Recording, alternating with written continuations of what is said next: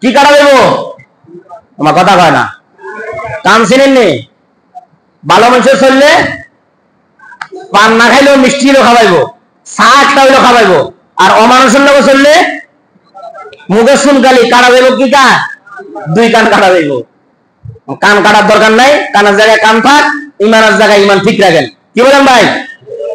আলহামদুলিল্লাহ। সব জুমায় বলি, ইমাম সাহেব কত জুমা বলছে, আজকে ইমাম সাহেব আমি বলবো না।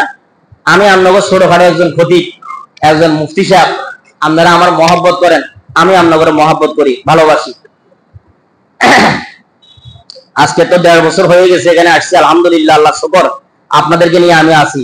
আগে তো গাজীপুর জাতীয় বিশ্ববিদ্যালয় মসজিদে আমি জমা পড়াইতাম, ওখান থেকে জোর করে ইমাম সাহেবের মতো আমার এখানে নিয়ে আসছে।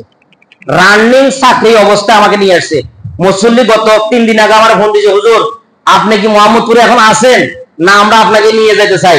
অনেকে আমি যাইতে চাই, আপনাকে তো বিদায় নিতে চাইতেছি আজকে। আপনারা কি বলেন? ওনারা আমাকে বলছে আগামী জুমায় ওখানে যাওয়ার জন্য। আপনারা কি আমার রাখবেন না আমি চলে যাবো? কথা কয় আমার বয়ানে যেটা আপনাদের দিনের মধ্যে গায়ে লাগে, তো আমি চলে যাই, আমারে আপনারা বিদায় দেন, আপনারা কাছে আমি বিদায় চাই। কি বলেন? সবাই বলে না, সবাই বলে যে তাড়াতাড়ি হুজুর পাবো। কেন? আপনি যেভাবে আমাদেরকে আস্তর করেন, যেভাবে আপনি ডালাই করেন,